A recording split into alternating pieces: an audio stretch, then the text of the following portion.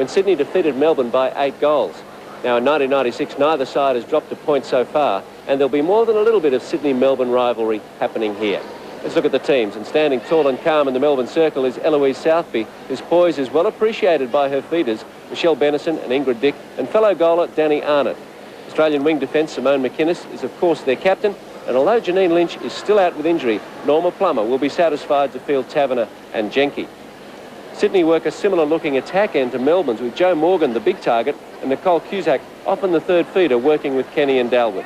Kenny on McKinnis shapes as the duel of the match, while defensively, Sydney run a very experienced back three of Demi Kosyfas, Sharon Finnan and Keely Devery. Carol Sykes is coach. So it's Melbourne in the dark blue, and Sydney with the J tops.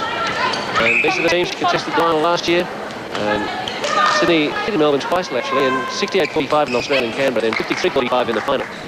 But this Melbourne outfit a little more mature in 90-10 and shouldn't have too much trouble listening with Sydney. No, I think this is going to be a really close one. Special game. Adams still in control of this vital match. Sydney's only played one match. Melbourne 3. Point each will make a difference. Melbourne's been in front. They've had 3 outings to say. Sydney just the one that was against Fremantle, and that was really just running out some cobwebs from the off-season. I think the answer lies in Jim Morgan, Sydney's towering goal shooter. She's been in great form in goals. Melbourne have reshuffled their backline combination, moving Taverner back to her. They're more comfortable, I think, if they Lynch out there with her. Southby making plenty of noise from goal shooter. She is as important as Morgan. But at the opposite end, Tack. Trying to bomb this stuff. Oh. And it comes back to her. A little lucky, but I'll take it. Janelle Brinton working this side, Melissa Adams the far side. Listen. If there's any doubt about how important Sydney are taking this game, their president, club officials and sponsors have flown to support them. Dalwood has it now. Kenny, Cusack, Morgan holding. 3 seconds call against Nicole Cusack. So the pace is being put on by players and umpires alike. McKinnis. Nice ball down the side to Southby. Ingrid Arnott bounces it through to Southby, who works Benison to get it close and get it through. Southby making plenty of optimistic noises from the back. Cusack, Morgan. Taverner strong. Susie Kenny testing the waters there, and no doubt left in her mind that Taverner can get up there. Look at the skies on the feet from Cusack to Morgan, and she acknowledges it. That was a magnificent shot too from Diane Morgan. She's only young, and that was a courageous and experienced approach to the goal. Well, probably the defence might mean that shots taken from well out. Morgan and Cusack aren't afraid to take those. No, they're both extremely accurate shooters. In fact, shooting should be a feature of the game. Both teams enjoy a wonderful strike rate through their goal shooters and goal attacks. Timing on the pass and on the dodge from Cusack. Short though, and Jenke untroubled with the rebound. Pressure over that ball goes to Jenke. Should be working the ground hard on Cusack. Cusack known to be a good mover, so should be testing Rose Jenke. Morgan quickly under Cusack. Turn over at the other end of the ends of Devery, and it was up the other end in 3 seconds. Yeah, Sydney actually had numbers, and they made Melbourne pay.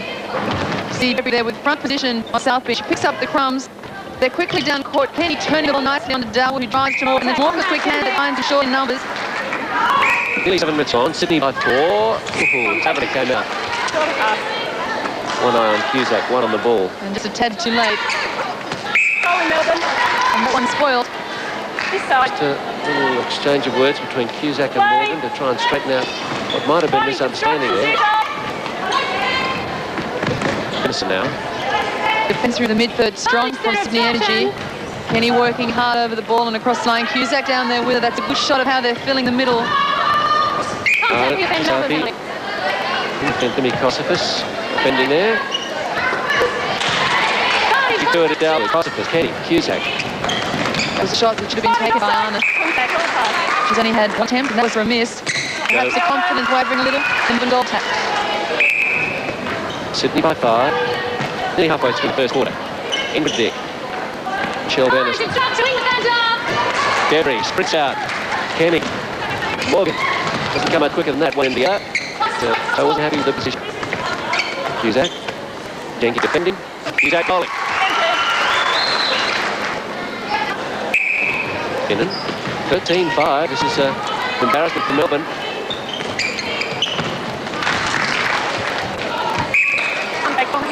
Contact on hand against Taverner gives Morgan another opportunity.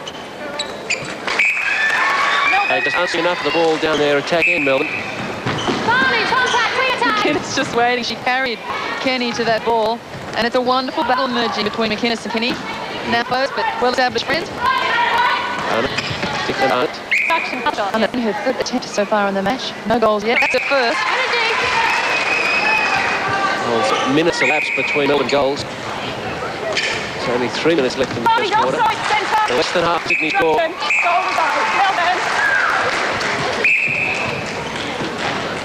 Kenny holds it up till she finds Morgan. They swing it across court. Quick hands from Dalwood to Cusack, who steadies and finishes. I think Melbourne are really struggling trying to hold Cusack. Jenkins having a switch not working for them defensively, nor is it working for them across their goal attack line. Another turnover. Kenny gets it straight back. Obstruction, goal defence, outside, please. Jenkins just outside. Out of it in this first quarter. Obstruction, goal defence. The decisions there for Norma Plummer. Well, Melbourne also having trouble handling Morgan, who's doing a bit more outside the circle than some other natural shooters. But appreciated that. Fooled everybody except Nicole Cusack, who would have received the pass. Strong move from Morgan, and she has the composure to put a slick offload. Great deception from towering Sydney shooter. Well, Morgan now having a screamer. 7 straight for Morgan. She's got 10 from 13. She certainly wants to catch the eye of the selectors who have made trip to Brisbane. I didn't even know that would come. Sydney have done so little wrong. They are so sharp. A minute left in the first quarter. They probably can't believe it themselves. They better not look at the scoreboard at quarter time. Just go on with the job. They see they're 12 or 13 in front. Mighty's off. Southby. This is awesome from Sydney. Dalwood to Cusack. Morgan backs her up. Cusack. That had to be sentiment perfect. First foot. Melbourne. It's miles all round. They are playing so well. They would not have thought they'd score 20 goals in the first quarter and restrict Melbourne to 7. No, and usually in the energy camp, Keely Devery makes a prediction as a scoreline. I don't even should be brave enough to pick a point-break score of this magnitude. Oh! Doesn't count, but a nice practice from Joe Morgan. But it's a 20-7 first quarter for Sydney. Can they lose it from here? Melbourne will hope so, but they're in trouble.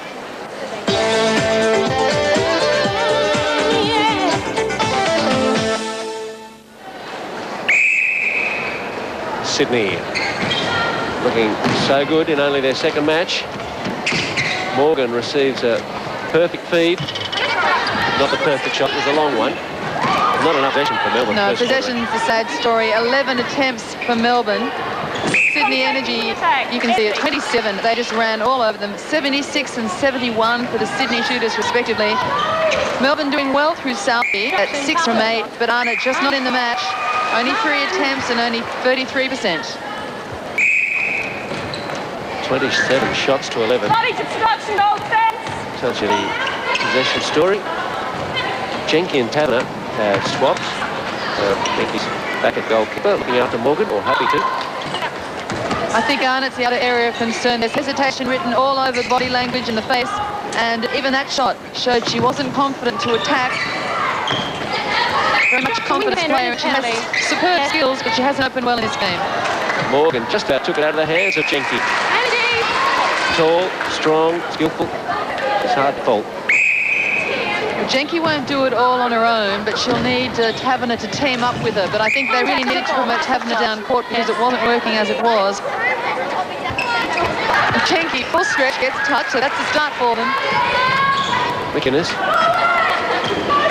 McKinnis desperately trying to find the drive through the middle, but the timing all gone for Melbourne in this match. They just look like remnants of the Melbourne we've seen in other games.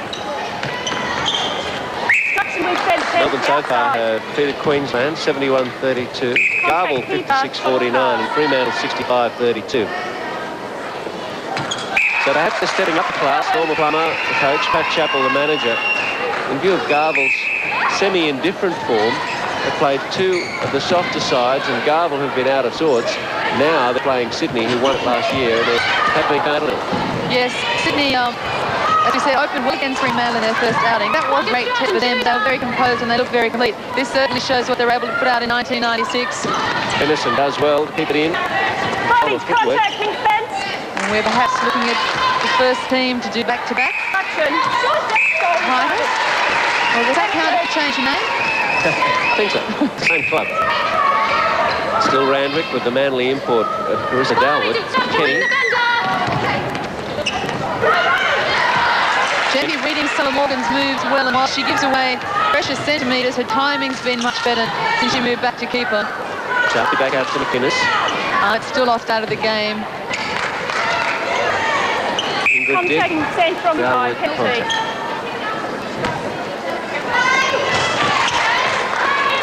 Arnott. Devery, easy, thank you. Finnan. A bit more pressure in defence coming from Melbourne now. Kosyfas to Finnan, fingertips, straight to Taverner. Melbourne's creating the turnovers. They've just got to put some through and build the confidence. Jocelyn Bryant was at the post in the break, but she didn't make it to the court. So perhaps that's a thought in Puma's mind. Bryant might enter the game. Devery making a good effort to defend from behind. Melbourne. 5 minutes left in the second quarter, and it's Sydney still dominating. Taking rebounds through Devery and Finnan. Intercepts in the mid-court, and they're continuing to cause problems for Melbourne. There's a better effort from Melbourne this quarter, but they're not converting what ball they're getting. Kenny. Not a penalty, pushing off. Penalty. Yes. Having a pushing off. Was that?